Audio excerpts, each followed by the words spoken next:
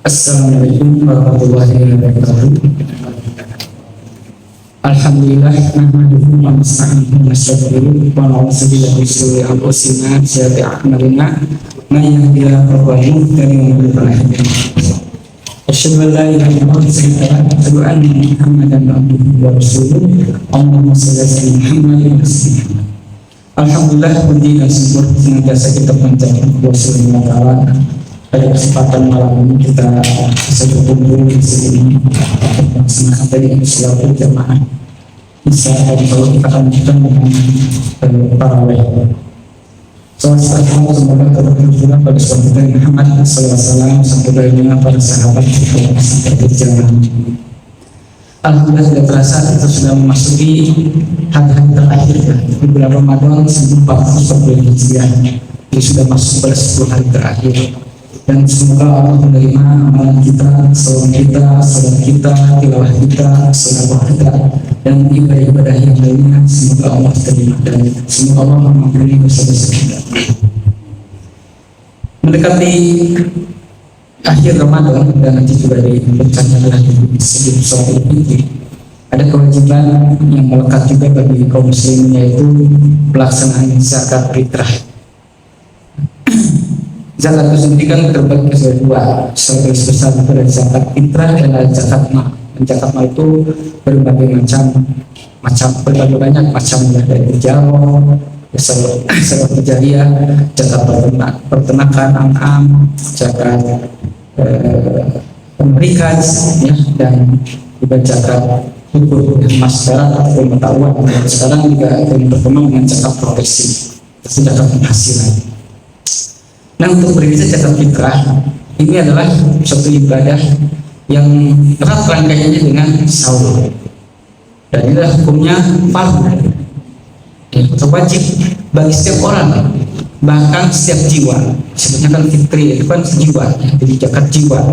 Kalau mengalurkan harta yang kenakan, jadi ini setiap jiwa yang kenakan. Sebagaimana Rasulullah SAW dan hadis yang diriwayatkan dari Umar, para Rasulullah SAW zakat al-fitrah fitri minar Ramadan yang so'an min tamarin wa so'an min sa'irin yang alal abdi wal khurri wal zakari wal zakar wal unsa was sawiri wa kabir muslim. Jadi ini Rasulullah sudah mewajibkan zakat fitrahnya di bulan Ramadan. Itu ada satu sok, ya, satu sok kurma ataupun satu sok sair atau gandum, ya. Ya, para ulama memberikan kias bahwa itu adalah tambah dengan zakat makanan pokok, ya, yaitu kepada beras. Dan kesininya juga semakin berkembang, ya, dengan mazhab Hanafi itu dengan qimah, dengan harga, yaitu dengan harga barang pokok itu dengan uang. Sekarang juga banyaknya adalah dengan uang. Itulah istihad, ya, yang dikeluarkan oleh ulama yang sekarang sudah banyak yang dipakai itu. Dan ini terhadap hamba sahaya juga kena dinyatakannya orang yang berbeda. Tapi hamba sahaya itu siapa yang akan menunaikan zakat? Itu adalah walinya atau tuannya, gitu kan, ya. Terus juga laki-laki, perempuan, dan yang kecil ataupun besar, ya, anak-anak juga kena kewajiban, bahkan bayi, ya, karena jiwa itu kalau sudah sempurna ya sudah terakhir. Ada sebagian mengatakan kalau di dalam perut, ya, kalau sudah 120 hari itu kenakan zakat. Tapi yang paling masyhur dan jumhur itulah ketika lahir, ya, sebelum terbenamnya matahari, maka itu dikenakan zakat. Dan yang kena kewajibannya adalah walinya, ya, wali orang tuanya, karena kan anak kecil belum punya penghasilan, apalagi anak SD yang tahun 3 tahun. Nah, zakat ini tentunya adalah tadi dengan makanan pokok yang biasa kita makan, dan kalau di Islam Indonesia adalah beras, dan sudah ditakar, dan itu adalah soal itu kan takaran volume, ya, sekitar 3,5 liter, atau kalau kita konversikan kepada berat itu sekitar 2,4, tapi ikhtiar ya berarti kan 2,5 kilogram, 2,5 kilogram, ya. Dan diuangkan itu berdasarkan harga beras yang biasa standarnya. Kalau di Bandung, ya, di sini dari beras itu Kabupaten Bandung dan Kota Bandung 40.000. Beda-beda, ya, kalau Cianjur lebih tinggi, Purwakarta lebih rendah, gitu, ya, Majalengka lebih rendah lagi. Nah, di sini fungsinya zakat itu disebutkan sebagaimana dalam hadis Ibnu Abbas, Rasulullah SAW bersabda, "Faradu zakat al-fitri itu tuhrotan lisoimi minal lagwa wal rafas." Jadi salah satu fungsinya adalah mensucikan orang yang saum itu dari perbuatan lagwah dan rafas. Nah, dalam pelaksanaan saum itu mungkin saja kita banyak atau ada perilaku-perilaku yang lagwah, yang tidak berguna, ya, main terlalu lama, gitu kan ya, tidur atau jalan-jalan atau ngabuburit yang tidak jelas, gitu ya, atau nonton terus medsos, gitu ya. Itu mungkin jadi lagwah, gitu ya, karena berlebih. Bahkan kalau melihat atau menginginkan yang haram itu bisa pada maksiat. Dan rafas, perkataan-perkataan yang jorok, yang kasar, yang keluar, ya, yang tidak sama, yang tidak seharusnya keluar, itu menjadi tuhrotan sebagai pensucinya. Dan yang kedua, tuhmatan lil masakin, yang memberi makan orang-orang miskin, ya, sehingga mereka tidak berkeliling nanti di Idul Fitri itu minta-minta, karena mereka sudah dicukupi untuk makanannya, itu kan ya, oleh zakat ini, ya. Zakat mustahil itu ada 8 dalam surat At-Taubah.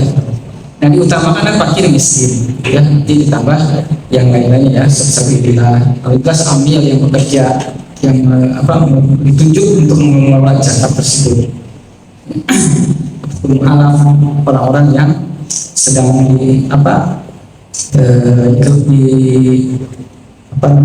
dilembutkan hatinya atau yang baru masuk Islam tapi belum kuat. Tapi yang paling utama untuk zakat itu adalah fakir dan miskin. Nah, tapi yang dibuat dapat persilahkan. Nah, di sini ada tuhrotan, ya, sebagai pensuci kembali, ya, pensucian. Sehingga ke dalam pelaksanaan zakat juga itu diharapkan itu ada ijab kubur dan doa.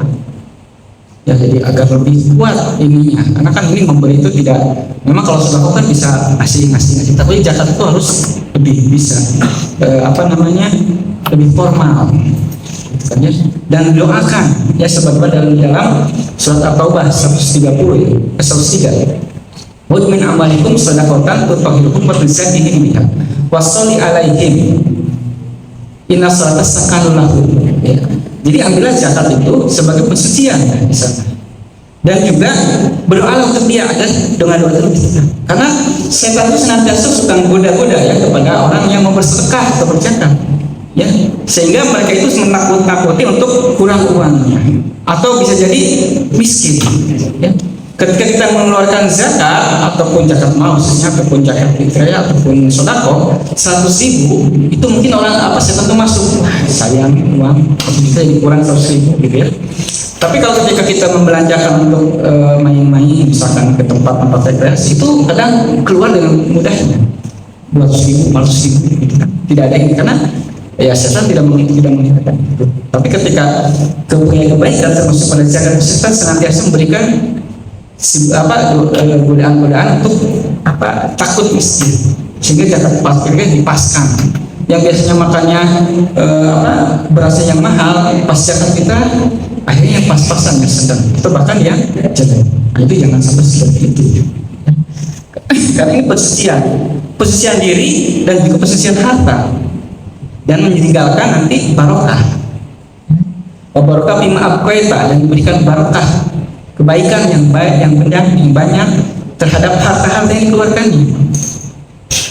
Asyaiton yang idukul fakro, yang merukum bil fahsya. Setan tadi kan menakut-nakuti, ya, kefakiran, dan menyuruh justru akhirnya uang itu dipakai kepada kejahatan. Oh ya, itu bakir itu apa? Misalnya Allah menyajikan ampunan dan karunia. Jadi kalau kita sudah harta kita sudah dibersihkan, ngajak Allah barokah, ya, akan pada dibelanjakan itu terasa bermanfaat dan terasa sekali akan memberikan menghantarkan kepada pendekatan kepada Allah. Ya, tidak tiba-tiba bisa habis lagi uang, gitu ya. Terus banyak, tapi kenapa sih bisa habis lagi? Belikan apa aja?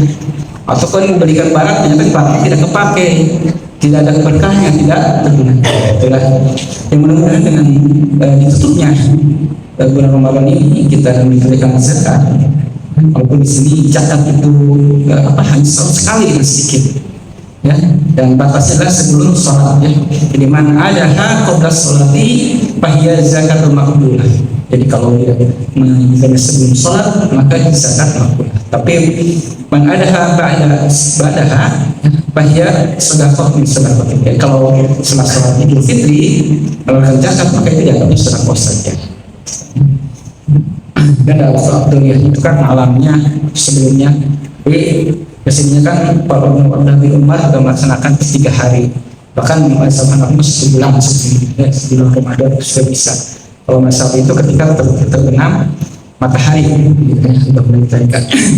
Nah, kan sekarang banyak masalah itu beberapa hari sebelum Idul Fitri juga sudah ditunaikan kepada amil, dan amil itu akan mendistribusikan zakat itu sehingga memberikan dampak yang tadi pada waktu sematan di masyarakat, memberikan makan khususnya para orang miskin India ini, mereka bersama-sama ikut berbahagia di hari Idul Fitri ini, tidak memikirkan perutnya yang kosong, tidak ada makanan dan tidak ada yang lain.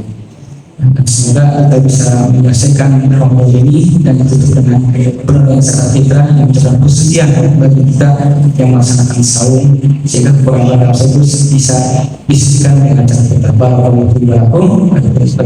Assalamualaikum warahmatullahi wabarakatuh.